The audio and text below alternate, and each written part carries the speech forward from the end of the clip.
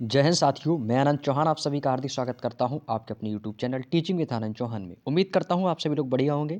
तो दोस्तों, आप सभी जानते हैं कि हमारा डेली शाम को 5 बजे एसएससी जीडी 2025 की एक सुपर सीरीज चल रही है, जिसमें दोस्तों हम डेली 20 क्वेश्चनों का एक प्रैक्टिस सेट करते हैं, जो कि अपने आप में दोस्तों ये बेहतरीन और इंपॉर्टेंट क्वेश्चन हैं, जो कि आपके पीवाईक्यू बेस्ड क्वेश्चन हैं, जो कि आपके इस टाइप से एग्जाम में क्वेश्चन बन सकते हैं।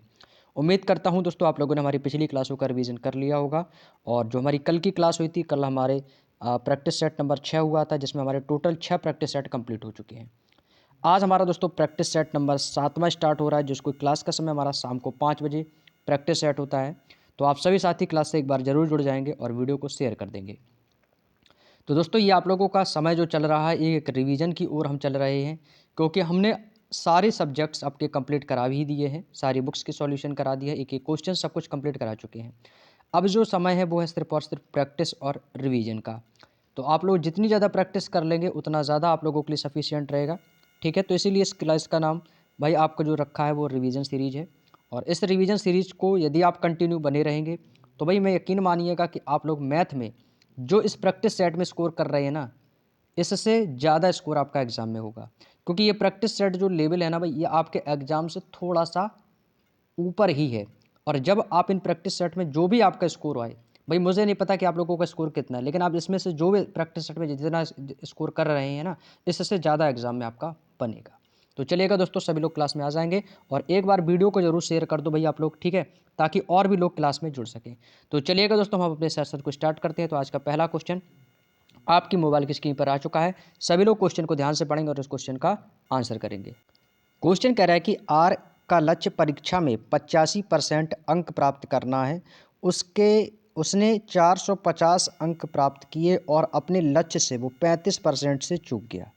भाई यानी कि आर एक लक्ष्य, आर जो है ना, उसका टारगेट था कि मुझे को ना भाई परीक्षा में 85% अंक लाना है कैसे भी करके। लेकिन उसने क्या किया, उसके जो नंबर थे ना भाई, वो अपने टारगेट से 35% से रह गया, यानी कि वो फेल हो गया। सीधी सी बात है भाई। भाई लक्ष्य का टारगेट, आर का टारगेट कितना था भाई? आर का लक्ष्य था भाई कि मैं 85% अंक लाऊं। हर चीज़ होती है भाई आपकी, आप कहोगे सर 100%, लेकिन वो 100% में से उसका टारगेट कितने का था? तो टारगेट जो था ना भाई, उसका था 85% का, कि उसे 85% नंबर हर हाल में लाने हैं। ये तो इसका हो गया भाई टारगेट, ठीक है। लेकिन क्वेश्चन में क्या बोला है कि लेकिन वो गलती से भाई उसके 35% से वो चूक गया, यानी कि वो क्या हो गया, फेल हो गया। कितने परसेंट से? 35% से। लाना तो 85% था, लेकिन वो 35% से वो क्या रह गया, चूक गया, यानी कि 35% उसके नंबर कम आए होंगे। तो 85 में से यदि मैं 35 को माइनस कर दूंगा तो उसके कितने परसेंट नंबर आए? तो आपको सर उसके 50% नंबर आए। बोलो बात समझ में आई या नहीं?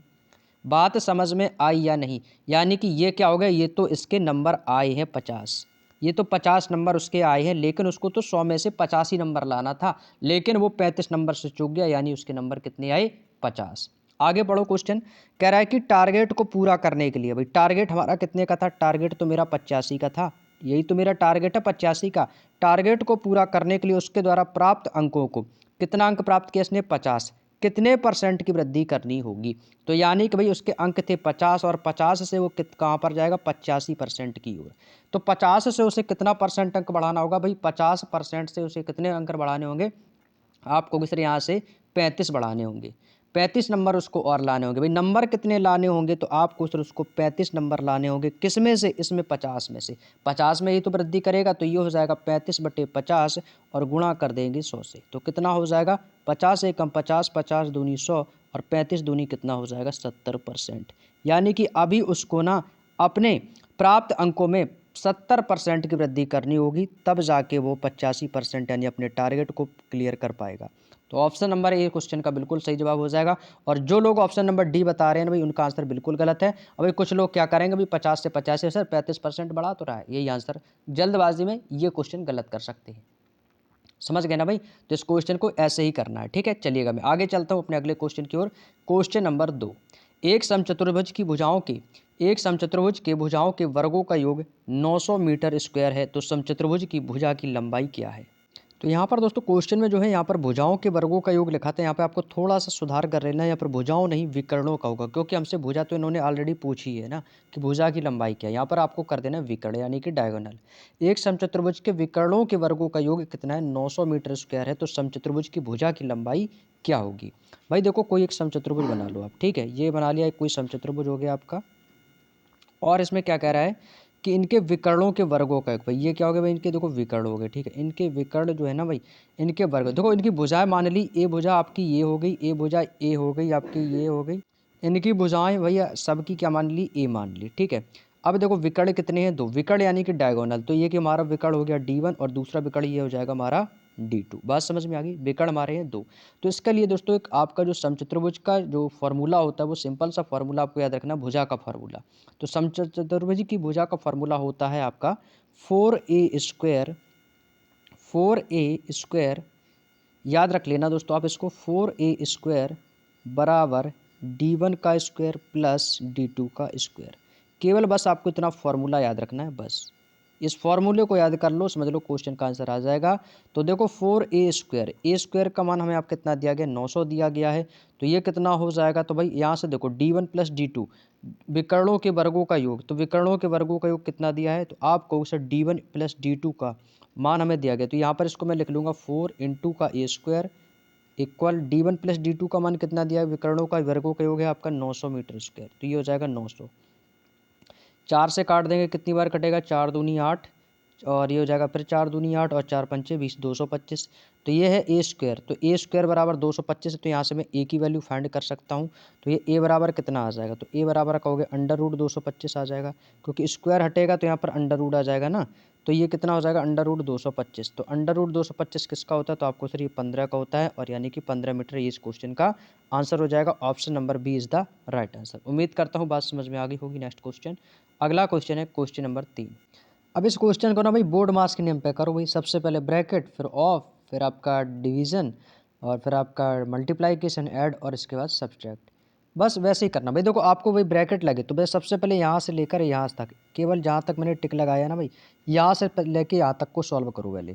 तो सबसे पहले क्या होता है, ऑफ, तो ऑफ की हो जाएगी गुणा, ये हो जाएगा 4 चौको 16।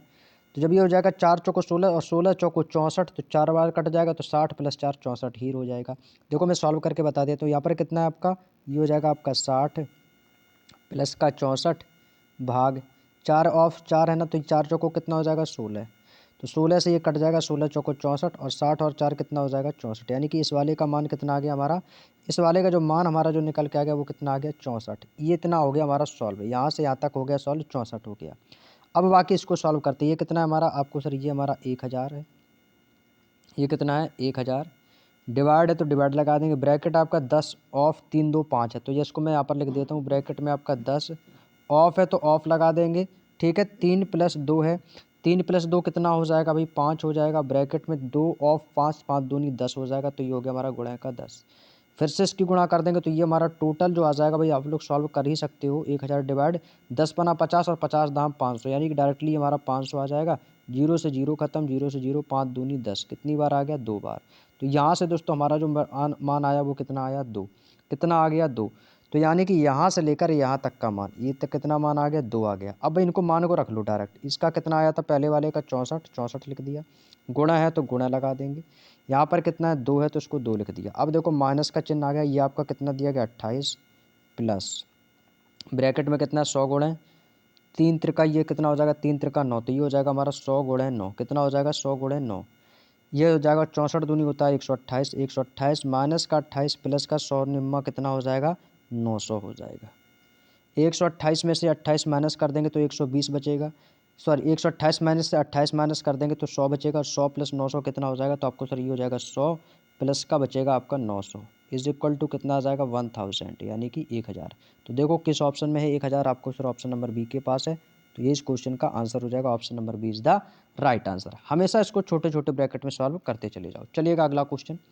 अगला क्वेश्चन है क्वेश्चन नंबर 4। पानी और आम के सांद्रण को, देखो मिक्सचर एंड एलिगेशन का क्वेश्चन आ गया, 9:7 के अनुपात में मिलाकर, 9:7 के रेशियो में मिलाकर आम का जूस बनाया जाता है। यदि 160 लीटर आम के जूस में x लीटर पानी और 3x लीटर आम के सांद्रण को मिलाया जाता है तो हमारा नया रेशियो 13:14 हो जाता है।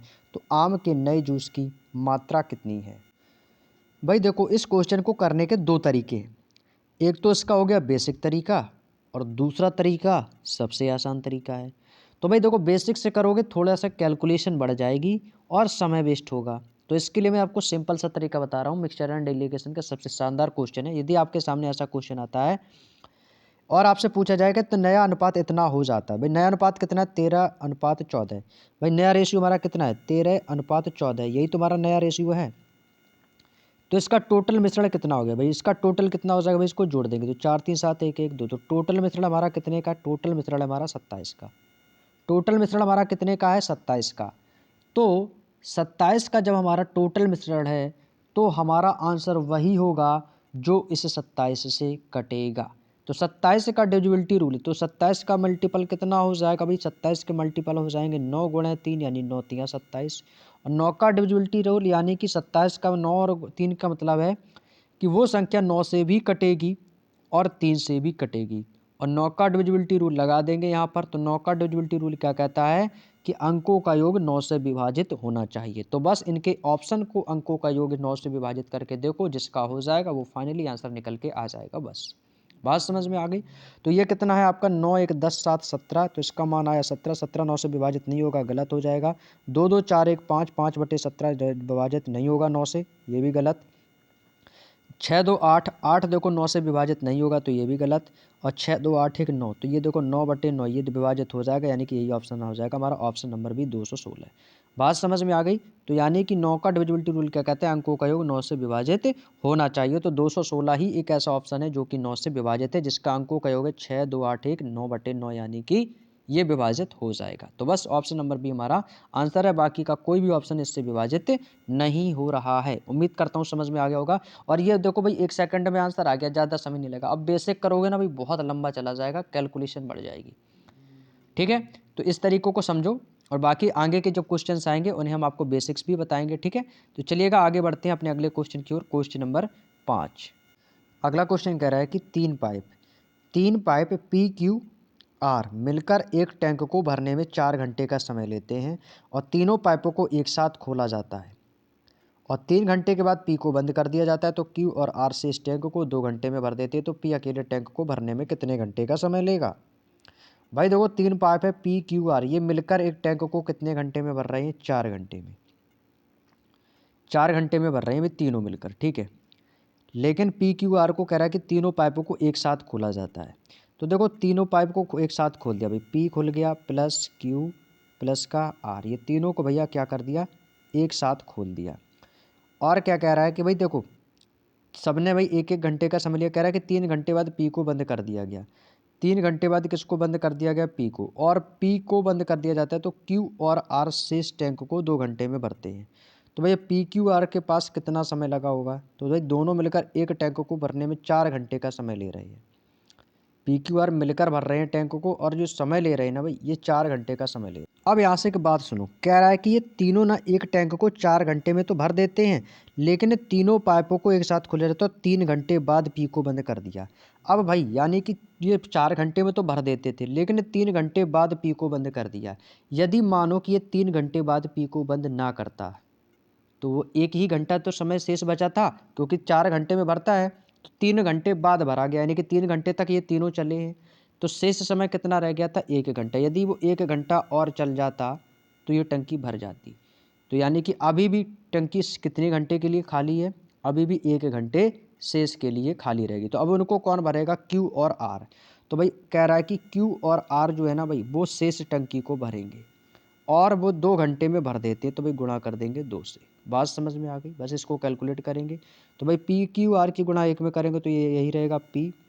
यहाँ से क्यू और आर को मैं ब्रैकेट में लिख देता हूँ, क्यू प्लस का आर बराबर में कितना है? इसकी गुणा कर देंगे 2, ब्रैकेट में आ जाएगा क्यू प्लस का आर। तो यहाँ से हम निकालेंगे, देखो क्यू प्लस आर, इधर आपका प्लस का इधर चला जाएगा माइनस का हो जाएगा। तो Q R plus R, 2 Q plus R में से माइनस कर देंगे, 1 क्यू प्लस आर बचेगा। तो ये कितना हो जाएगा? तो ये बचेगा पी रेशियो, ब्रैकेट में बचेगा आपका क्यू प्लस का आर। तो भाई यहाँ से हम मान निकाल सकते हैं। तो भाई ये कितना हो जाएगा भाई? तो ये कितना हो जाएगा भाई? कुछ नहीं, यहाँ पे क्या कर देना भाई, यहाँ पे आप 1 मान लो, पहली चौथी दूसरी तीसरी। तो यहाँ से क्या मान आ जाएगा भाई, पी का मान 1 आ जाएगा, अनुपात क्यू प्लस आर का भी मान कितना आ जाएगा 1। तो दोनों का रेशियो कितना आ गया, 1:1। कह रहा है कि पी अकेले टैंक को भरने में कितने घंटे का समय लेगा। भाई टोटल टैंक देखो भाई, टोटल तो टोटल पानी कितना हो जाएगा, तो 1 और 1 कितना है 2, तो टोटल हमारा कितना है 2। कह रहा है कि वो टोटल जो टंकी है ना वो 4 घंटे में भर जाती है। तो टोटल टंकी 4 घंटे में भरने में कितना समय लेगी, 8 घंटे का समय लेगी।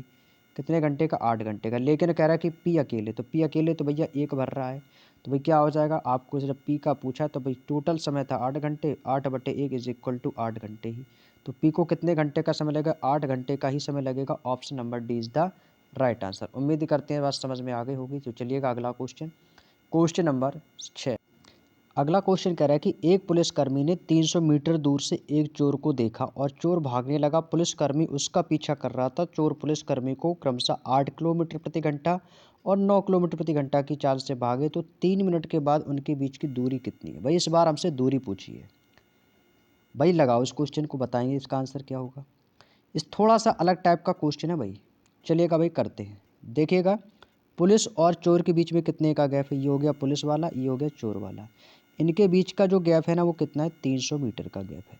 अब क्या कह रहा है कि चोर जो है ना वो 8 किलोमीटर प्रति घंटे की चाल से दौड़ता है, और जो पुलिस वाला है वो आपका 9 किलोमीटर प्रति घंटे की चाल से दौड़ता है, और चोर 8 किलोमीटर। आगे सवाल में बोला है कि 3 मिनट के बाद उनके बीच की दूरी क्या है। आप एक बात बताओ, पुलिस वाले की चाल ज़्यादा है या चोर की। तो आप कहोगे सर पुलिस वाले की चाल ज़्यादा है, क्योंकि पुलिस वाला 9 किलोमीटर प्रति घंटे की चाल से दौड़ रहा है। तो पुलिस वाला जो है वो हर घंटे में जो दूरी है 300 मीटर, उसको वो धीरे धीरे उसकी गैप को जो है ना वो कम करता चला जाएगा, और एक समय पर क्या होगा कि वो पुलिस चोर को पकड़ लेगा, क्योंकि पुलिस वाले की चाल सीधी सी बात है 9 है, इसकी चाल 8 है। तो भाई इनकी सापेक्ष चाल निकाल लेंगे। तो इनके बीच का क्या हो जाएगा भाई, दूरी। तो दूरी क्या हो जाएगी, डिस्टेंस, यानी क्या होता है चाल गुणे समय, यानी कि स्पीड इनटू टाइम। तो यहाँ से हमें कह रही चाल कितनी है भाई, चाल हो जाएगी 9 और इसकी कितनी है 8। तो भाई इसको तो पकड़ लेगा, भाई समान दिशा में जा रहे हैं तो भाई घटेगा। तो ये कितना हो जाएगा आपको सर, ये हो जाएगा 9 माइनस का 8 गुणे समय। यहाँ पर कितना आ जाएगा भाई, मीटर प्रति सेकंड में 5/18 हो जाएगा भाई, 5/18। और यहाँ से कह रहा है कि 3 मिनट के बाद, तो यानी 3 मिनट को भाई बाद पूछा है, घंटे में चेंज करने के लिए गुणा कर देंगे 60 से। 3 से काटेंगे 3 18, 6 से काट देंगे 6 दाम 60, 10 बार कट जाएगा। ये 9 में से 8 जाएगा एक, यानी कि कितना बचेगा 10 पना 50, यानी कि ये दूरी हमारी कितनी आ गई, 50 मीटर की दूरी आ गई। दूरी कितने की आ गई भाई, 50 मीटर की दूरी। दूरी कितने की आ गई दोस्तों, आपने देखा कि ये जो दूरी जो हमारी निकल के आ गई है वो कितनी आ गई है, 50 मीटर। बात समझ में आ गई। उम्मीद करता हूँ यहाँ तक की बात समझ में आ गई होगी। तो ये दूरी आ गई 50 मीटर, ठीक है। अब 50 मीटर ये जानते हो क्या है, ये 50 मीटर आया है कि ये दोनों भाग रहे हैं, तो 3 मिनट के बाद जो 50 मीटर की जो दूरी है ना भाई वो कम हो जाएगी, ठीक है। यानी कि जो ये दूरी है ना 300 मीटर की जो दूरी है ना, ये 300 मीटर की दूरी में से यदि 50 मीटर उसने कवर कर ली तो हमारी शेष दूरी कितनी बचेगी, आप कहोगे सर 250 मीटर। तो भाई तो पूछिए कि इनके बीच की दूरी कितनी है, तो 250 मीटर हो जाएगी। ऑप्शन नंबर 20 क्वेश्चन का बिल्कुल सही जवाब हो जाएगा। उम्मीद करता हूँ मेरे दोस्तों बात समझ में आ गई होगी। तो चलिएगा ये इस क्वेश्चन का आंसर, आगे चलते हैं अपने अगले क्वेश्चन की ओर। अगला क्वेश्चन आ गया भाई क्वेश्चन नंबर 7। भाई देखो भाई घंटियाँ बजने वाला क्वेश्चन आ गया, बहुत आसान क्वेश्चन है भाई। मैंने आपको बताया भी था, ऐसा क्वेश्चन मैं आपको करवा भी चुका हूँ, वैसा ही क्वेश्चन है। कह रहा है कि 6 घंटियाँ जो क्रमशः 3, 4, 6, 7, 8 और 12 सेकंड के अंतराल पर बजती हैं, और ये एक साथ बजना शुरू करती हैं, तो कितने सेकंड के बाद वे फिर से एक साथ बजेगी, एक साथ बजेंगी। बहुत शानदार क्वेश्चन है और ऐसा क्वेश्चन एग्जाम में बनता है। अब भाई क्या करना है, इनका देखो एलसीएम ले लो, या आप डिविजिबिलिटी रूल अच्छे से पढ़ा है तो डिविजिबिलिटी रूल से आप इसको सॉल्व कर सकते हो, ठीक है। आप यहाँ पर चाहो तो डिविजिबिलिटी रूल से चेक कर लो और ऑप्शन रखो और सॉल्व हो जाएगा। अब देखो डिविजिबिलिटी रूल क्या होगा, हमारा जो भी आंसर होगा ना भाई वो 3, 4, 6, 7, 8, 12 से कटना चाहिए, ठीक है। यदि मेरा आंसर 4 से कटता है तो उसके लास्ट अंक है ना वो 2 4 से कटने चाहिए। क्या ये 67 हमारा 4 से कटता है? भैया नहीं कटेगा तो काट देंगे। 68 कटता है 4 से? भाई आप कहोगे सर 76 कटता है? भाई कर सकता है। 4 एकम 4, 4 चौको 16, 4 एकम 4, 4 सत्ते 28, 186 86 भी कट सकता है क्या? 4 दूनी 8 नहीं कटेगा। या तो हमारा 168 होगा 176। यदि हमारा 3 से कटता है इनका, तो ये 3 का क्या होगा? लास्ट के अंकों का योग। अंकों का योग भैया 3 से कटना चाहिए। तो 7 6 13 1 14 अंकों का योग से नहीं कटेगा। 8 6 14 15, तो भाई इसका योग कितना आ गया? 15। ये कट जाएगा तो भाई 15/3 काटेंगे तो ये देखो कट जाएगा ना, 3 पचे 15, बस कट गया। तो ये देखो डिविजिबिलिटी रूल से बिल्कुल आसान क्वेश्चन हो गया भाई। हो गया ना भाई। एक तो तरीका हमारा ये हो गया डिविजिबिलिटी रूल का, तुम्हारा ऑप्शन नंबर बी होगा 168। अब ये देखो इसका दूसरा तरीका। अब दूसरा तरीका क्या भाई? एलसीएम। एलसीएम भी ले सकते हो। अब दूसरों का भाई एक तरीका हमारा क्या है? दूसरा तरीका है हमारा इसका एलसीएम का। आप चाहो तो इसका एलसीएम ले लो। तो एलसीएम कितना किसका लेना है? एलसीएम लेना है 3 का, 4 का, 6 का, 7 का, 8 का और 12 का। 6 7 8 का 12 का इनका एलसीएम लेना है। तो भाई एलसीएम क्या होता है भाई? सबसे कटना चाहिए। तो इनका एलसीएम कितना भाई? 3 से कहा के देखो, 3 पचे 15, 3 18, 3 से भी कटेगा 4 से भी कटेगा, तो इसका एलसीएम 168 ही आएगा। और ये इस क्वेश्चन का आंसर। बस सीधे एलसीएम ले लो भाई। 168 बार एक साथ बजेगी, बस बात खत्म। सीधे एलसीएम ले लो, बात खत्म। नहीं चक्कर में पड़ रहा है डिविजिबिलिटी रूल नहीं आ रहा, कोई दिक्कत नहीं, एलसीएम ले लो, बात खत्म। अगला क्वेश्चन देखो भाई, क्वेश्चन नंबर 8। 3 वर्ष पहले एक व्यक्ति की आयु उसके छोटे भाई के आयु की 6 गुना थी। 8 साल बाद व्यक्ति की आयु उसके छोटे भाई की आयु के 2 गुने से 3 वर्ष कम होगी। व्यक्ति और उसके छोटे भाई की वर्तमान आयु ज्ञात कीजिए।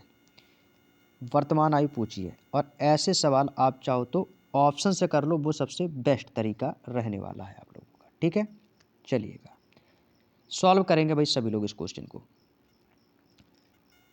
और ऐसे क्वेश्चन को यदि आप ऑप्शन से करेंगे ना भाई सबसे आसान रहेगा। बाकी यदि आप एक्स वगैरह मान के करोगे फिर आपके उसमें समीकरण वगैरह बनेंगे तो उसमें आप फंस जाओगे। तो इससे अच्छा है कि आप जो है ना भाई इन क्वेश्चनों को ना ऑप्शन से कर लिया करो तो ज़्यादा सही रहेगा और हमारा समय भी बच जाएगा और आसान भी हो जाएगा।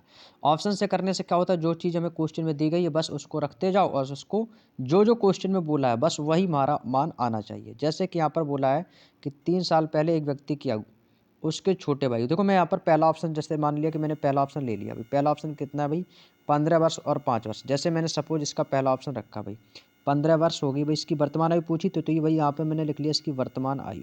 वर्तमान आयु जो है ना भाई वो मैंने कितनी मान ली है, यहाँ पर मैं लिख देता हूँ। जो वर्तमान आयु जो मैंने मानी है ना वो मान ली है कितनी? पहला ऑप्शन रखा है मैंने इसका 15 वर्ष और मान लिया इसका 5 वर्ष, ये मैंने वर्तमान आयु मानी है। अब क्वेश्चन में कह रहा है कि 3 साल पहले, तो भाई 3 साल यदि पहले जाएंगे तो भाई 3 साल पहले इसकी वर्तमान आयु कितनी होगी इस व्यक्ति की? तो आपको सर 15 में से 3 माइनस कर देंगे तो इसकी आयु 12 हो जाएगी। इसकी भी 3 साल पहले देखेंगे तो ये 2 साल का होगा। जब इसकी आयु 12 होगी तो इसकी 2 साल होगी। कह रहा है तो उनके छोटे भाई की आयु की 6 गुनी है। तो भाई सीधी सी बात है, क्या ये इसका 6 गुना है? आपको जी भैया ये तो बिल्कुल सीधी सी बात है कि इसका जो छोटा भाई है ना, छोटा भाई, तो छोटा भाई यानी कि उसकी उम्र कम होगी, बड़े भाई की ज़्यादा होगी, तो ये इसका कितना गुना है? तो आपको सर इसका तो 6 गुना है। और देखो क्वेश्चन में भी हमसे 6 गुना ही बोला, यानी कि यहाँ से ही हमारी पहली बात सेटिस्फाइड हो गई। अब कह रहा है कि अब से 8 साल बाद, अब भाई वर्तमान आयु हमारी कितनी थी? 15 वर्ष। अब इससे 8 साल बाद, तो 8 साल बाद इसकी आयु कितनी हो जाएगी? तो आपको सर ये होगी हमारी 8 साल बाद की, 8 साल बाद की। तो भाई आज आपकी उम्र 15 साल है, तो 8 साल बाद आपकी उम्र कितनी हो जाएगी? आपको सर मेरी उम्र 23 साल हो जाएगी। तो जब आपकी उम्र बढ़ेगी 8 साल बाद तो भाई छोटे भाई की भी उम्र बढ़ेगी। तो छोटा भाई आज 5 साल का, तो 8 साल बाद कितना का हो जाएगा? 8 5 13 साल का हो जाएगा। 13 साल का हो जाएगा। फिर क्वेश्चन में बोला है कि तो छोटे भाई की जो आयु के 2 गुने से 3 वर्ष कम होगी।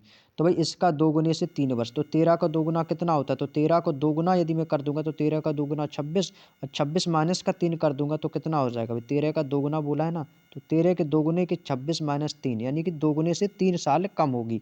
तो 26 माइनस 3 कर देंगे तो कितना मिलेगा? तो 23 ही तो मिलेगा। तो देखो 23 ही क्वेश्चन में भी हमारा आंसर सेटिस्फाइड हो गया। यानी कि जो मैंने पहला ऑप्शन रखा था 15 वर्ष और 5 वर्ष, यानी कि मैंने बिल्कुल सही ऑप्शन रखा था, जिससे हमारी इस क्वेश्चन की सारी कंडीशंस सेटिस्फाइड होगी। तो इसका मतलब ये इस क्वेश्चन का बिल्कुल सही जवाब हो जाएगा। तो चलिएगा भाई अगले क्वेश्चन की ओर चलते हुए, क्वेश्चन नंबर 9। भाई ये क्वेश्चन का जो तरीका मैंने बताया ना ऑप्शन वाला, सबसे आसान तरीका भाई, और इससे आसान कुछ हो नहीं सकता है। चलिए अगला क्वेश्चन, ए बी से 50% अधिक कुशल है, बी समान कार्य को 20 दिनों में पूरा करता है, यदि ए और बी एक साथ मिलकर कार्य करते हैं तो उस कार्य को पूरा करने में उन्हें कितना समय लगेगा।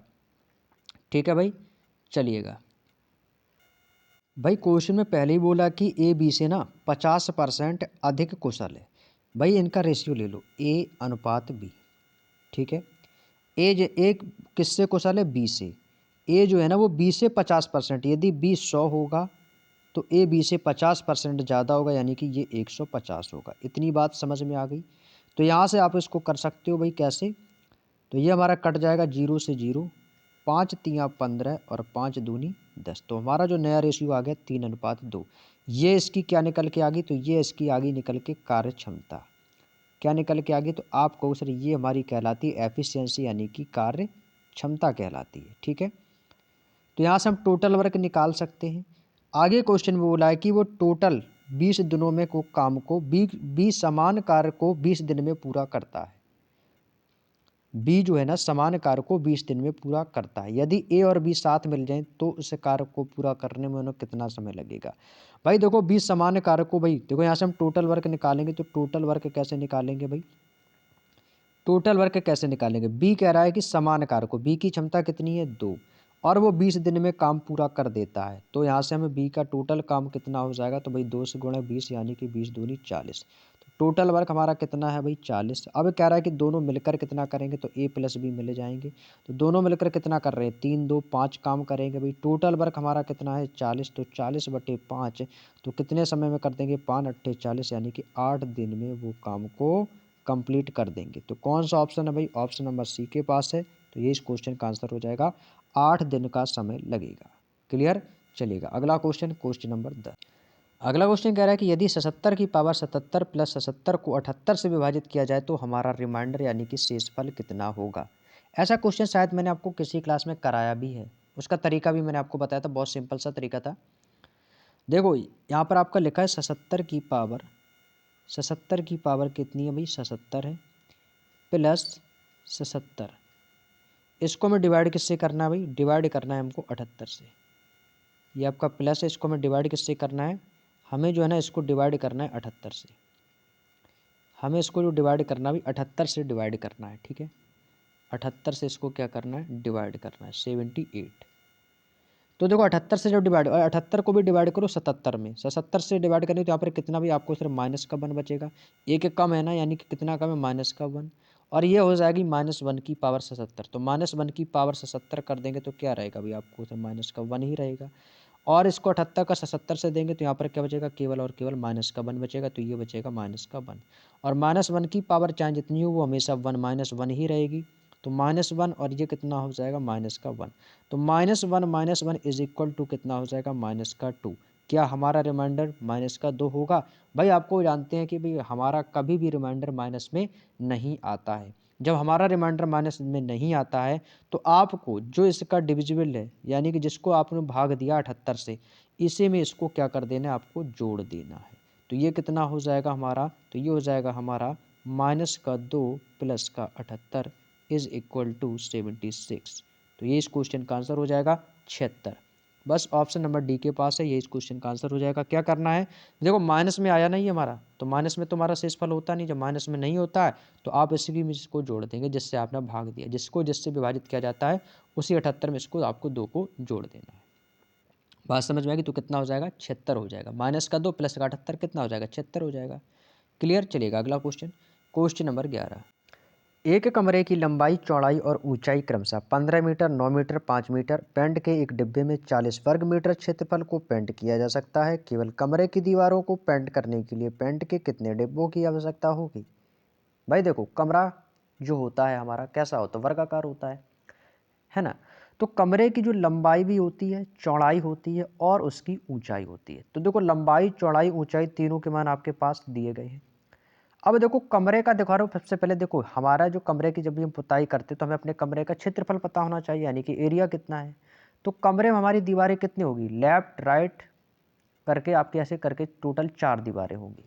तो जब आपकी दीवारें 4 होंगी तो हमें क्या करना होगा, सबसे पहले उन चारों दीवारों का क्षेत्रफल पता होना करना होगा। तो भाई यहाँ पर क्या करेंगे, चारों दीवारों का क्षेत्रफल, यहाँ पर मैं लिख देता हूँ चारों दीवारों का क्षेत्रफल, चारों दीवारों का क्षेत्रफल निकालेंगे यहाँ से। चारों चारों दीवारों का सबसे पहले तो क्षेत्रफल पता करेंगे कि चारों दीवारों का क्षेत्रफल कितना है।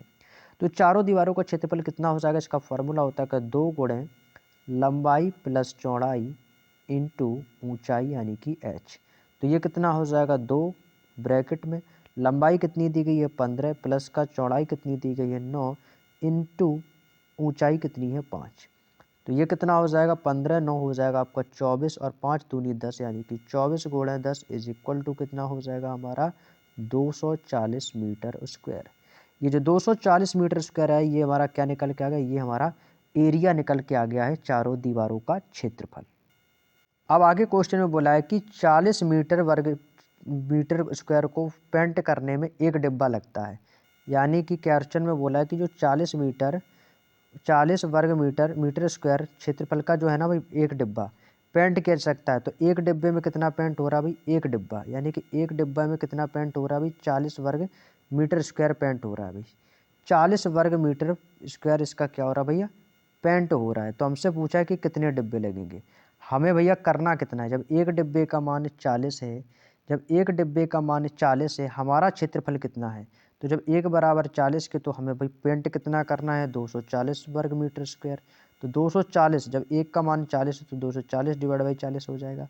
तो 0 से 0 4 से काट देंगे, 4 6 24 यानी कि कितने डिब्बे लगेंगे भाई, 6 डिब्बे लगेंगे। तो पूछा है कि कितने डिब्बों की आवश्यकता होगी, तो हम क्या कहेंगे 6 डिब्बों की आवश्यकता होगी। तो कौन सा ऑप्शन है भाई, ऑप्शन नंबर ए के पास है 6 डिब्बे। तो बस यही इस क्वेश्चन का आंसर हो जाएगा। क्लियर, चलिएगा अगला क्वेश्चन है क्वेश्चन नंबर 12।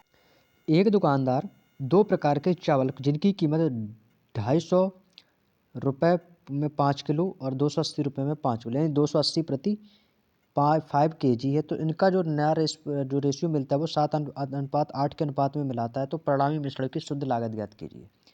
भाई देखो यहाँ पर केजी निकालो। भाई 250 रुपये में कितना दे रहा है 5 किलो। जब 250 रुपये में 5 किलो दे रहा है तो 250 डिवाइड बाई 5 कर देंगे तो कितना हो जाएगा 55 25 यानी कि 50 रुपये किलो दे रहा है। 50 रुपये किलो आ दे रहा है।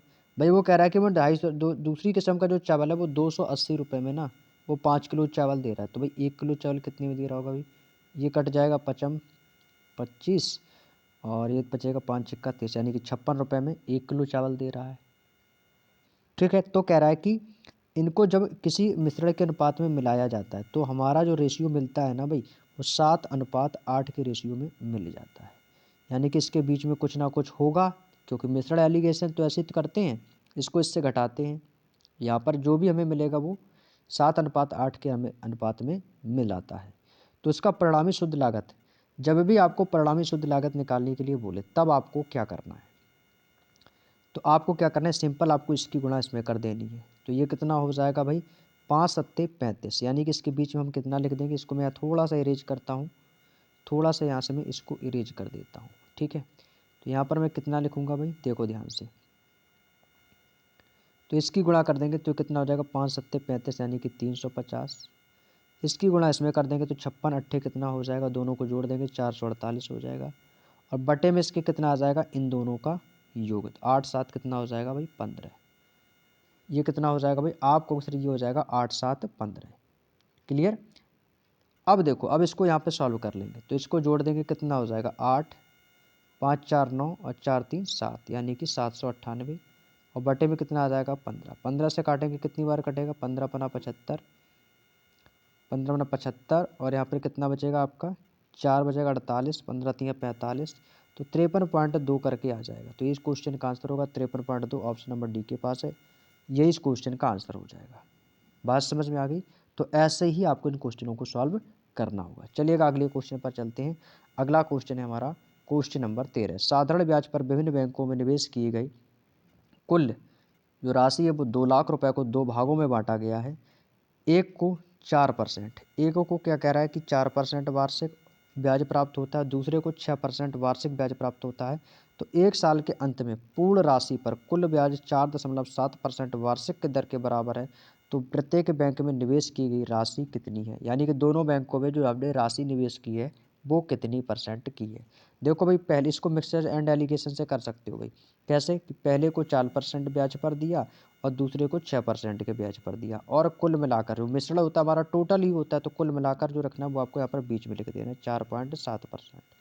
बस इस यहाँ पर लगा देंगे मिक्सचर एंड एलिगेशन लगा देंगे। तो भाई यहाँ पे क्या बचेगा आपको सर, ये हमारा बचेगा 0.7। यहाँ पे कितना बचेगा आपका सर, यहाँ पे बचेगा हमारा 1.3, 1.3। तो ये हमारा बन गया एक रेशियो। तो यहाँ से देखो पॉइंट से पॉइंट आपका कट जाएगा, तो ये कितना हो गया 13। तो टोटल हमारा मिश्रण कितना है, तो आपको सर जोड़ देंगे 13 7 कितना हो जाएगा 20। आप कह रहे हो 20 है 20 राशि, वो कह रहे नहीं जो कुल राशि है वो 2 लाख है। तो 20 की वैल्यू किसके बराबर है, 2 लाख के। तो 1 2 3 4 5, 2 लाख के बराबर। तो 1 का मान कितना आ जाएगा, तो आपको सर 1 की मान काटेंगे तो 1 का मान बराबर आ जाएगा हमारा, 1 बराबर आ जाएगा 10,000। कितना आ जाएगा, तो 1 का मान कितना आ गया 10,000। जब 1 का मान हमारा 10,000 है तो हमसे किसका पूछा था, हमसे क्या पूछा है, प्रत्येक बैंक में। तो इसमें कितनी है आपकी 10 चौको, सॉरी यहाँ पर हमारे कितना है 13 है, यहाँ पर कितनी है 7 है, 70 है। 13 है, यहाँ पर कितना 7 है, बस इसकी गुणा कर देंगे इसमें, बस सिंपल आपको इसकी गुणा कर देनी। तो यहाँ पर इसकी गुणा किसके साथ कर देनी है, आपको इसकी गुणा कर देनी है इसके साथ में, तो ये 10,000 के साथ में। तो 10,000 की गुणा यहाँ पे कर दो और 10,000 की गुणा यहाँ पे कर देंगे, ठीक है। तो ये कितना हो जाएगा 13 दामन 130, यानी कि 1,30,000। और ये कितना हो जाएगा 10,000 सत्ते 70,000। तो यानी कि कौन सा ऑप्शन हो जाएगा, option number C. Option number C के पास है। तो मेरे दोस्त ये इस क्वेश्चन का बिल्कुल सही जवाब हो जाएगा। बिल्कुल आसान सा क्वेश्चन था। उम्मीद करता हूँ मेरे दोस्त बात समझ में आ गई होगी। क्लियर? यदि क्लियर हो गया हो कॉन्सेप्ट तो आगे चलो। अगला क्वेश्चन है क्वेश्चन नंबर 14। क्वेश्चन नंबर 14 तो भैया बहुत आसान क्वेश्चन है भाई, बिना कॉपी पेन के ये आंसर सब लोग कर दोगे। क्या कह रहा है, निम्नलिखित में से कौन सा अनुपात सबसे कम है। तो सबसे कम अनुपात पूछा है भाई। तो सबसे कम अनुपात भाई क्या करने का भाई, इसको बट्टे में लिख लो, बट्टे में लिखना चाहो तो बट्टे में लिख लो। और ये भैया सबसे आसान क्वेश्चन है भाई, सबसे आसान क्वेश्चन। क्या करना है, इनके ऑप्शन को भाई लिख लो। 8/8 अनुपात 19 को मैं क्या लिख सकता हूँ भाई, 8/9 लिख सकता हूँ, 8/9। इसके बाद 15/38 को क्या लिख सकते हो, इनके ऑप्शन को लिख दिया मैंने 15/38। तीसरा ऑप्शन आपका 17/38। और इसके बाद आपका चौथा और लास्ट ऑप्शन बचा 13/19। यही तो है आपके ऑप्शन भाई। यहाँ पे आपने देखा, आपने यहाँ पर क्या देखा कि यहाँ पर भी 38 है, यहाँ पर भी, यानी कि इसके डिनोमिनेटर कैसे हैं, बराबर है। इन दोनों के बराबर है, लेकिन यहाँ पर 9 है, यहाँ पर 19 है। यहाँ पर इनके डिनोमिनेटर बराबर नहीं है। यदि यहाँ पर इनके डिनोमिनेटर बराबर नहीं है तो आप इनके डिनोमिनेटर बराबर कर लो। कैसे करेंगे भाई, कैसे करेंगे, तो भाई यहाँ पे 38 करने के लिए मुझे 2 की गुणा करनी पड़ेगी। आप कहोगे जी भैया, जब यहाँ पर मुझे 2 की गुणा करनी पड़ेगी तो 2 की गुणा ऊपर भी करनी पड़ेगी। तो कितना हो जाएगा 13 दूनी 26, 19 दूनी 38। तो कितना हो गया 26/38। अब यहाँ पर यदि मुझे 38 लाना है तो यहाँ पर मुझे कितने की गुणा करनी होगी, 9 में। तो आप कहोगे सर 9 में आपको, सॉरी 9 नहीं, यहाँ पर 19 है ना, 19। तो यहाँ पर 19 है, यहाँ पर 19 है। तो 19 को भाई 38 बनाना तो कितने गुणा करनी पड़ेगी आपको सर, 2 की गुणा। तो 2 की गुणा यहाँ पर की तो 2 की गुणा ऊपर भी होगी। तो ये कितना हो जाएगा 8 दूनी 16 और बटे में कितना हो जाएगा 38। तो हमारा जो नया रेशियो क्या बन गया 16/38। ये तो 38 था ही, तो ये था हमारा 15/38। और ये हमारा 17/38 ऐसे ही था, तो इसको ऐसे ही लिख लो 17/38। और इसका कितना आ गया था 26/38। इसका कितना आ गया 26/38। अब देखो एक बात बता दूं, जिसके डिनोमिनेटर बराबर है तो 38 यहाँ पर भी, 38 यहाँ पर भी, 38 यहाँ पर भी। डिनोमिनेटर कैसे हैं, यानी कि हर कैसे हैं, समान है। जब हर समान होते हैं तो अंश जो सबसे छोटा होगा वही हमारा रेशियो सबसे कम होगा। तो सबसे छोटा कौन सा है, तो भाई एक ही है 15/38, क्योंकि हर तो सबके समान है। तो केवल अंश देखो तो अंश किसका सबसे कम है, तो ऊपर वाले का, यानी कि तो ये आंसर हो जाएगा हमारा ऑप्शन नंबर बी 15/38। यही सबसे अनुपात कम है और ये इसका सबसे आसान मेथड है। ठीक है, चलिएगा अगला क्वेश्चन है क्वेश्चन नंबर 15। अगला क्वेश्चन कह रहा है कि फेस्टिवल सीजन में बिक्री के दौरान 1,000 रुपये के अंकित मूल्य पर, भाई अंकित मूल्य कितना हमारा 1,000 रुपये के अंकित मूल्य पर कांस्य की एक वस्तु को 20%, 30% और 10% की 3 क्रमागत छूट दे रहा है भाई। 20% की यदि वो छूट देगा तो भाई कितने में बेची होगी, 80% में, 80/100 हो जाएगा। और दूसरी क्रमागत छूट भाई कितनी है, 30% की छूट दे रहा है तो कितने में बेचा होगा, 70% में। और तीसरी क्रमागत छूट है भाई 10%, यानी कि 90/100। बस कैलकुलेट कर लो, आंसर आ जाएगा। कैलकुलेट कर लेंगे भाई कितने जीरो हैं, तो 1 2 3 4 5 6, 1 2 3 4 5 6, 6 जीरो से 6 जीरो खत्म, ऊपर क्या बचेगा 8 सत्ते 56, 56 गुणे 9, 56 गुणे 9 इज इक्वल टू कितना आ जाएगा, 9 7 छक्का 54 की 4, 9 छक्का 54 की 4 कैरी करेगा 5, 9 पन्ना 45, 5 कितना हो जाएगा 50 is equal to 504। Option number B के पास ये इस क्वेश्चन का आंसर हो जाएगा। अब तक का सबसे आसान और इजी क्वेश्चन। नेक्स्ट क्वेश्चन है अगला क्वेश्चन, क्वेश्चन नंबर 16। अगला क्वेश्चन कह रहा है कि एक बल्लेबाज के द्वारा 7 मैचों में बनाए गए औसत रन 49 है। तो योग निकाल लो भैया, योग निकालेंगे। 7 मैचों में कितने रन बनाए 49, तो टोटल रन कितने हो जाएंगे 7 निम 63 की 3 कैरी करेगा 6, 7 चौको 28 और 6 कितना हो जाएगा 34, यानी कि 343 रन बनाए। और अन्य 9 मैचों में औसत रन, अन्य जो 9 मैच थे ना भाई उसमें औसत रन भाई 27 था। तो भाई कितने रन हो गए टोटल योग 9 7 63 की 3 कैरी करेगा 6, 9 दूनी 18, 18 6 कितना हो जाएगा 24। तो कह रहा है कि इन 16 मैच भाई टोटल हमारा कितना रन बना, तो टोटल 9 7 कितने हो गए 16, यानी ये तो हमारे हो गए 16 मैच। अब कह रहा है कि 16 मैच में बल्लेबाज के द्वारा औसत रन पूछा है मेरे भाई, ना कि रन। औसत एवरेज रन कितने बनाए हैं, तो भाई इन दोनों रनों को जोड़ देंगे। 3 3 6, 4 4 8 और 3 2 5। टोटल कितने बनाए हैं 586। और हमें क्या बताना है दोस्तों, इसका एवरेज बताना है। और औसत क्या होता है दोस्तों, संख्याओं का योगफल बटे संख्याओं की संख्या। तो टोटल संख्या है हमारी 586 और बटे कुल संख्या कितनी है भाई 16। 16 से भाग देंगे, कितनी बार कटेगा 16 48, 16 चौको 64। तो देखो 3 वाला डी तो होगा नहीं हमारा, सी होगा नहीं, 3 से स्टार्ट है। 16 3 48, 16 3 48, कितना शेष बचे 10, 106 हो गया। तो कितनी बार जाएगा 16 छिक्का 6 बार और जाएगा भाई। 16 छिक्का कितना हो जाएगा भाई 16 छिक्का कितना हो जाएगा 96, कितना हो जाएगा भाई 16 छिक्का 96, यानी कि कितनी बार गया 36 बार। और 36 वाला एक ही ऑप्शन है, तो 36.625। हमें कभी भी क्वेश्चन का एग्जैक्ट आंसर लेने की कोई ज़रूरत नहीं है, पहले ऑप्शन पर भी एक नज़र रखा करो, ताकि देखो 36 वाला एक ही ऑप्शन है तो भाई बाकी के भाई पूरा भाग देने की कोई आवश्यकता नहीं, बस तुरंत आपको यही आंसर लगा देना है। 36.625 option number A is the right answer. Clear. चलिएगा अगला क्वेश्चन। ये तो क्वेश्चन भाई बहुत आसान था भाई, ये क्वेश्चन ना भाई बहुत ही आसान था भाई, सबने कर लिया होगा भाई। और आज के इस प्रैक्टिस सेट में आप लोगों ने कितना स्कोर किया भाई मेरे को कमेंट में चाहिए, मुझे ये भी तो लगे कि हाँ भाई आप लोग इतने स्कोर तक पहुंच पा रहे हो। ठीक है, तो एक बार हमें कमेंट करके आप लोग जरूर बताएगा कि आप लोगों ने कितना स्कोर किया इन 20 क्वेश्चनों में। अगला क्वेश्चन कह रहा है कि हीरे की कीमत उसके वजन के वर्ग के समानुपाती है। हीरे की कीमत यदि 6000 कितनी है भाई 6084 रुपये है, तो 3 टुकड़ों में काटा जाता है तो वजन का रेशियो 3:2:1 के रेशियो में बढ़ जाता है, तो काटने से होने वाली हानि ज्ञात कीजिए। भाई क्वेश्चन में बोला है कि उसकी कीमत जो है ना, कीमत यानी कि इसका जो प्राइस है, कीमत बोला है कि वजन के वर्ग के कैसे प्रोपोर्शनल यानी कि समानुपाती है। कैसे वर्ग के, किसके वजन के, तो वही वजन के वर्ग के समानुपाती है इसकी कीमत। तो यहाँ से इसकी ओरिजिनल वैल्यू निकाल सकते हो भाई। रेशियो कितना है 3 2 5 1 6, तो 3 2 5 और 1 6। तो टोटल इसका जो वजन कितना है भाई, वजन जो है ना इसका एग्जैक्ट वजन वो कितना है 6। और वजन का क्या करना है स्क्वायर, तो 6 का स्क्वायर कितना हो जाएगा आपको सर 6 का स्क्वायर कर देंगे तो ये आ जाएगा हमारा 36। बात समझ में आ गई। और हमारा जो रेशियो दिया गया वो किस रेशियो में, 3:2:1 के रेशियो में।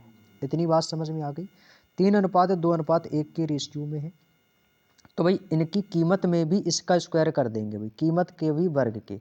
तो भाई यहाँ से इसका क्या कितना कर देंगे, तो 3 का स्क्वायर, इसका हो जाएगा 2 का स्क्वायर और इसका कितना हो जाएगा 1 का स्क्वायर। तो 3 का स्क्वायर कितना हो जाएगा 9 प्लस 2 का स्क्वायर 4 प्लस 1 का स्क्वायर 1 इज इक्वल टू कितना हो जाएगा 9 4 13 1 14। भाई इसका कितना आ गया 14 और इसका मान कितना है 36 है। इसका कितना है 14 और इसका कितना है 36। तो ये कोई इन बीच का डिफरेंस कितने का, भी आप कहोगे सर इनके बीच का डिफरेंस है 22। भाई 22 का ही तो डिफरेंस है। लेकिन क्वेश्चन में क्या बोला था कि हीरे की कीमत भाई 6084 है। हीरे की कीमत, आप बताओ हीरे की ओरिजिनल कीमत कितनी है आपके हिसाब से, कितनी है 36 है। आप कह रहे हो 36 है, वो कह रहा नहीं, जो हीरे की ओरिजिनल कीमत है ना वो है आपकी 6084। आपके हिसाब से 6084, वो कह रहा है नहीं हीरे की कीमत जो है, वजन जो है, कीमत जो है वो 36 है। तो यहाँ से आप एक की वैल्यू फाइंड कर सकते हो। तो यहाँ से एक की वैल्यू निकालेंगे तो एक बराबर कितना हो जाएगा 6084 बटे में कितना आ जाएगा 36। और हीरे के अंतर कितना भाई 14 से 36, यानी कितना हो जाएगा 22 का। भाई गुणा कर देंगे 22 से, कैलकुलेट कर लो आंसर आ जाएगा भाई।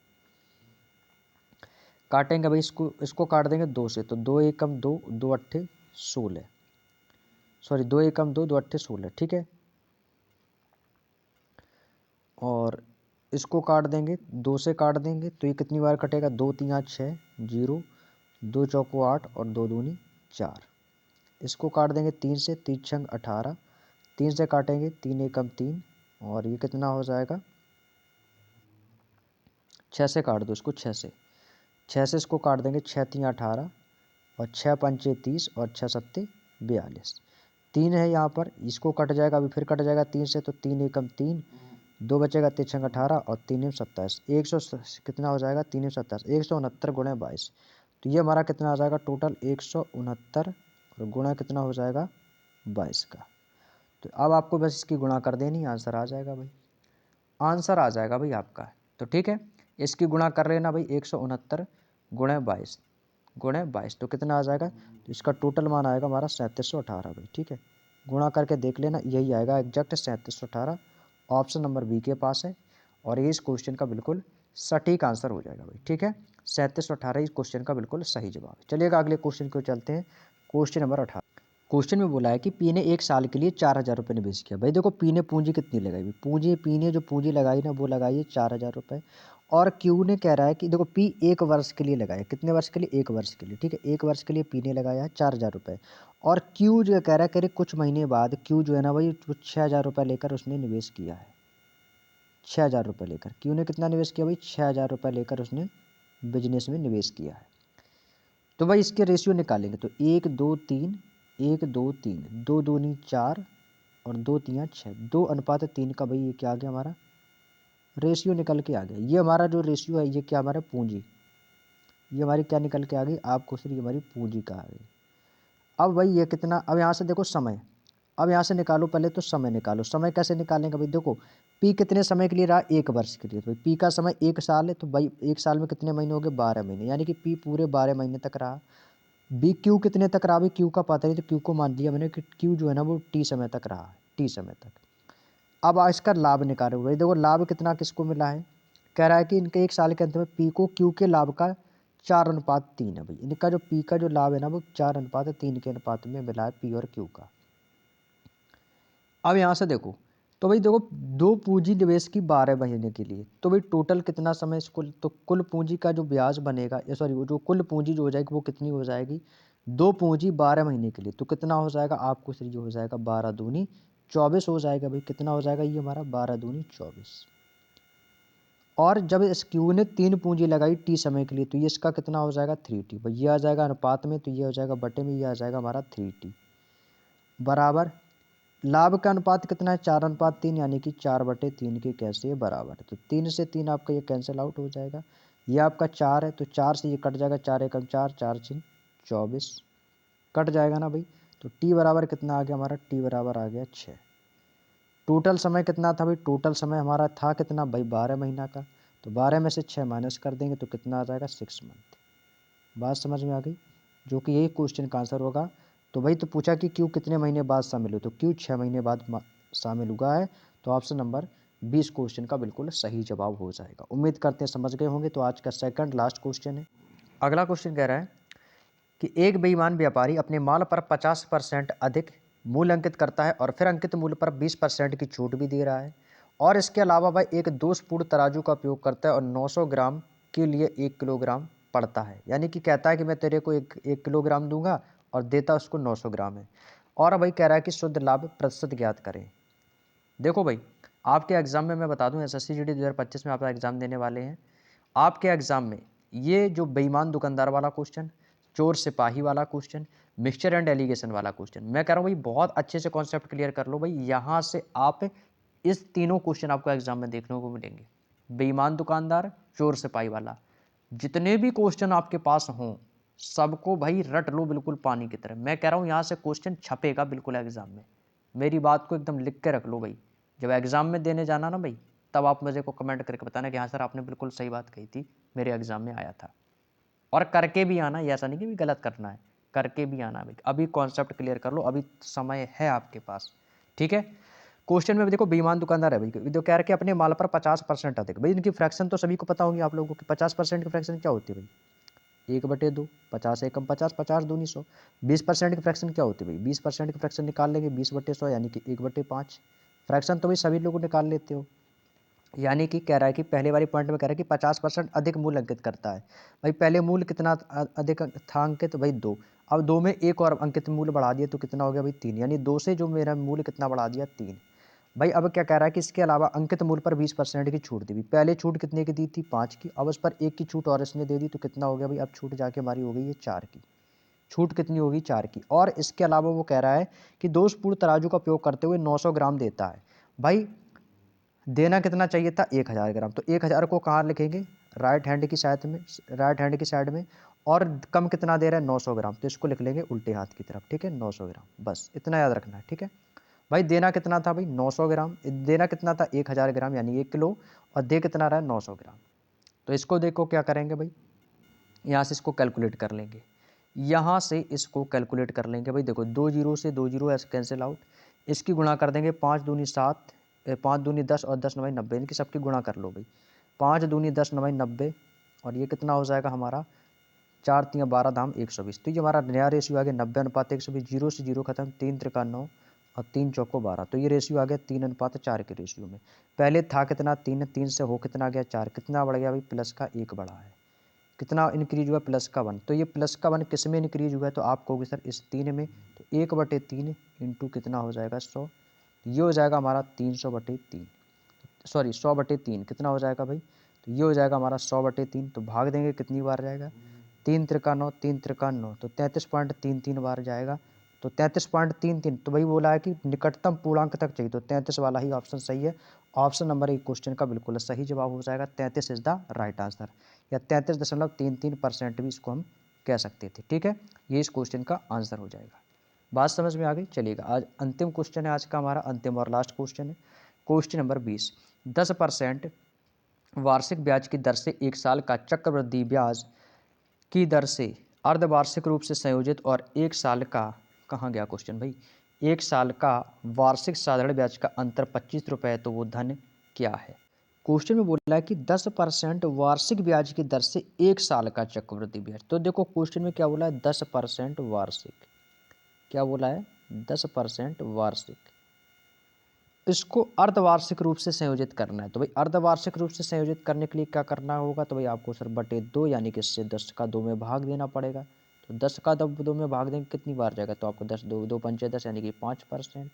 ये जो 5% है ये कैसा है मेरा, ये है अर्धवार्षिक, ठीक है।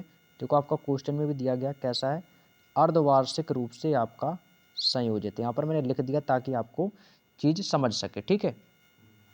तो कितना आ गया भाई, ये आ गया हमारा 5%। तो एक वर्ष में कितना लग रहा है भाई, एक साल में 10% के हिसाब से कितना लग रहा है, 5% के हिसाब से कितना लग रहा है वार्षिक, 5% यानी कि 2 बार, 2 बार लग रहा है ना। तो एक वर्ष में देखो कितना लग रहा है, तो आपको सर एक वर्ष में जो लग रहा है ना भाई, वो कितनी बार लग रहा है 2 बार। एक वर्ष में कितनी बार लग रहा है भाई, आपको उस अर्धवार्षिक रूप से संयोजित 2 बार लग रहा है भाई। 10% तो लग रहा है, लेकिन वो एक साल में अर्धवार्षिक रूप से संयोजित है 5% के हिसाब से। तो जब 5% के हिसाब से है तो भाई ये कितना निकल के आ जाएगा, तो इसका चक्रवृद्धि ब्याज, सॉरी इसका क्या निकालेंगे कंपाउंड इंटरेस्ट, यानी कि CI। तो भाई ये 2 साल का हो जाएगा कितना, एक साल ये, एक साल आपका ये, तो कितना हो जाएगा, ये हमारा होगा 2 साल का चक्रवृद्धि ब्याज, यानी कि 2CI। पहली साल का भाई 5%, तो ये हो जाएगा 5 + 5 + 5 × 5/100, वही सक्सेसिव वाला मेथड रहेगा। बटे में कितना आ जाएगा आपका 100 आ जाएगा, तो ये कितना हो जाएगा, तो ये हमारा कितना हो जाएगा 5 5 10 और 5 25 चौको 100, 25 एकम 25, 25 चौको 100, यानी कि इसका मान जो टोटल आएगा वो कितना आ जाएगा, तो वो टोटल जो मान आ जाएगा वो आ जाएगा हमारा 10.25, ठीक है। इसको आप सॉल्व भी कर सकते हो, 5 5 10 और वही 25 चौको 100, तो कट जाएगा तो पॉइंट बार, तो ये कितना आ गया 10.25%, 10.25% आ गया। यहाँ पे निकालेंगे तो यहाँ पर 2SI यानी 2 साल का सिंपल इंटरेस्ट यानी कि साधारण ब्याज। तो 2 साल का साधारण ब्याज क्या होता है हमारा 5, पहली साल भी 5 रहेगा, दूसरी साल भी 5, यानी कि 10%। कितना होगा 10%। भाई चक्रवृद्धि ब्याज हमारा 10.25, साधारण ब्याज कितना है हमारा 10% है।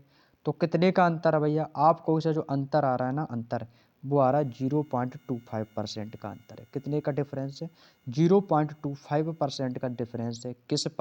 किस पर है ये डिफरेंस, तो आप कहोगे सर ये डिफरेंस जो है ना भाई, ये डिफरेंस आया हमारा 0.25% का। भाई बात समझ में आ गई ना। तो 0.25% का अंतर है। आप कह रहे हो कि अंतर 0.25% का है, वो कह रहा है नहीं अंतर जो है ना वो 25 रुपये का है। यानी 0.25% की जो वैल्यू दी गई वो कितनी दी गई है, 25। तो बस यहाँ से आप 1% की वैल्यू निकाल लेंगे हम। तो भाई कैसे निकालेंगे भाई, देखो यहाँ पर मैं नेक्स्ट पेज में बता दे रहा हूँ, ठीक है। ये कितना था हमारा, ये था हमारा 0.25%। कितना था भाई, 0.25% बराबर में कितना था आपका 25, बराबर में कितना था 25। तो यहाँ से आप 1% की वैल्यू निकाल लो। तो 1% बराबर कितना हो जाएगा, तो 1% इज इक्वल टू हो जाएगा हमारा 25/0.25, 0.25। भाई देखो यहाँ से मैं जैसे ही पॉइंट हटाऊँगा तो यहाँ पर भाई 2 जीरो आपके आ जाएंगे। तो ये कितना हो जाएगा, गुणा 100। भाई परसेंट है तो गुणा 100 हो जाएगा, ठीक है। यहाँ से काटेंगे, देखो पॉइंट से ये दो आपके कट जाएंगे, ठीक है। ये कितनी बार कट जाएगा, तो ये हो जाएगा आपका 25 से 25 ही आपका ख़त्म। यहाँ पर क्या बचेगा, केवल 100। तो 100% की वैल्यू निकाल सकते हो। तो 100% की वैल्यू कितनी हो जाएगी, 100 गुणा 100 हो जाएगा। 100 ये कितना हो जाएगा, 100 गुणा 100 इज इक्वल टू कितना हो जाएगा आपको सर, 10,000 हो जाएगा। कितना हो जाएगा, 10,000 हो जाएगा। उम्मीद करते हैं बात समझ में आ गई। तो क्या ऑप्शन में 10,000 है, तो आपको जी भाई बिल्कुल है, किसके पास है, ऑप्शन नंबर डी के पास है। तो 10,000 इस क्वेश्चन का भैया बिल्कुल सही जवाब हो जाएगा। जब 1% का मान कितना है, जब 1% का मान 100 है तो 100% का मान कितना हो जाएगा, 100 गुणा 100 यानी कि 10,000। बात समझ में आ गई। जब 1% का मान 100 है, जब 1% का मान 100 है तो 100% का मान कितना हो जाएगा, 10,000। बस हो गया आंसर। बात समझ में आ गई। तो यही इस क्वेश्चन का बिल्कुल सही जवाब हो जाएगा। तो दोस्तों ये थे हमारे आज के टोटल 20 क्वेश्चन। उम्मीद करता हूँ ये 20 क्वेश्चन आपको अच्छे से क्लियर हो गए होंगे, ठीक है। यदि किसी क्वेश्चन में लेकर कोई भी समस्या हो, प्रॉब्लम हो तो कमेंट करके पूछ लीजिएगा। तो आज की वीडियो में इतना ही रखते हैं, और इसका पीडीएफ आपको हमारे टेलीग्राम चैनल पर, इसका मैं बोर्ड पीडीएफ वहाँ पर आपको सेंड कर दूंगा। तो वहाँ से आप इसको जाकर डाउनलोड कर लेना और एक बार अच्छे से इसकी और प्रैक्टिस कर लेना। तो चलेगा दोस्तों, आज की वीडियो में इतना ही। और वीडियो कैसा लगा तो कमेंट करके जरूर बताइएगा। वीडियो अच्छा लगा तो लाइक कर देना, चैनल पर नए हो तो चैनल को सब्सक्राइब भी कर लेना, ताकि आपको ऐसे ही क्लासेस की डेली नोटिफिकेशन जल्दी मिलते रहे, ठीक है। और आप लोगों के लिए ना मैं स्टैटिक्स जीके जो अंकित भाटी सर ने अभी 1 जनवरी 2025 को लॉन्च किया ना भाई, उसकी आप लोगों की सबसे ज़्यादा डिमांड आ रही है कि सर उसके भी सॉल्यूशन की बुक का जो सॉल्यूशन है करा दो। तो भाई मैं वो भी करा दूंगा, आप लोग इसके लिए बिल्कुल भी निश्चिंत रहें। वो कंप्लीट बुक करवाऊंगा, और आपकी जो एनटीपीसी है उसकी भी जीके की कराऊंगा, ठीक है। इसके लिए आप बिल्कुल निश्चिंत रहें, सब कुछ करवा देंगे आपका कंप्लीट, ठीक है। तो चलिएगा दोस्तों, आज की वीडियो में इतना ही। सभी को जय हिंद, जय भारत।